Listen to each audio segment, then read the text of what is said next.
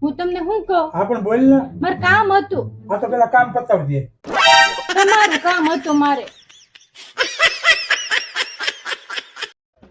એવું કરો તમે, હાલો બહાર જઈએ આપણે. ક્યાં બહાર જવું? બહાર આંટો મારવા. એટલે રાતે તાર બહાર જવું છે? હજી તો 9 જ વાગ્યા પણ. આજ હું યાર થાકી ગયો, કાલ જશું યાર. શું કાલ કરો? કાલ પાક્કું બસ મને હું હુઈ ગયો મોટાઈ નાખું.